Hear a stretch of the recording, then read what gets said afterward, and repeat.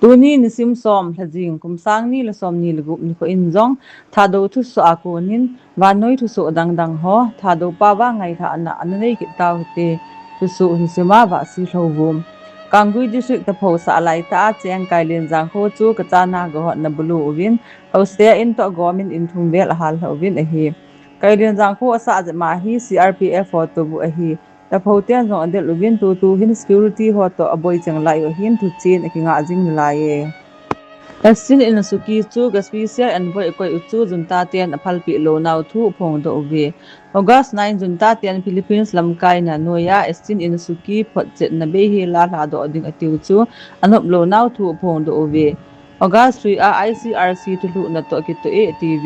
suki hi election frauzi a ki man a hin corruption le mismanagement ji a humanitarian ranga ki man a ki hen tu bahin asinin mo hla do dinga ase hi dan to ki pum kale 18 ase win a hi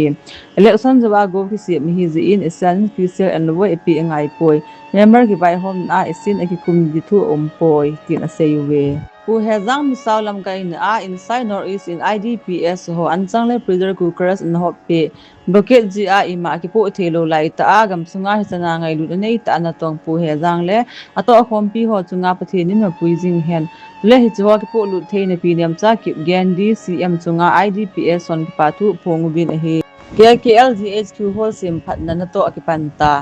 Kani Sony thini man ni a ki khop naw KKL complex a hol asi ta je in go zu jong le go wa hi ta in lung hem ni ko a ki khop naw le ki to na mun sem phat ngai ta je in KKLGHQ tu ni na to ki pan ta hi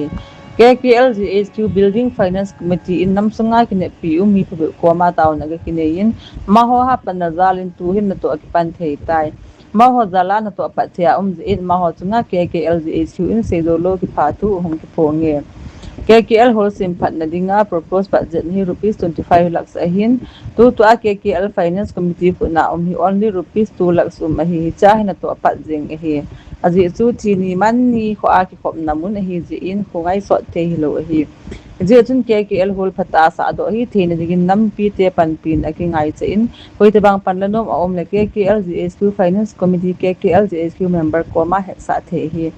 Delimitation bill hi Union Home Minister in Parliament na introduce a balding ahin basketball dingin sa min Manipur gom song na sa in delimitation to hi boy pi pantai koi MLA kai ding ham koi MLA hom ding ham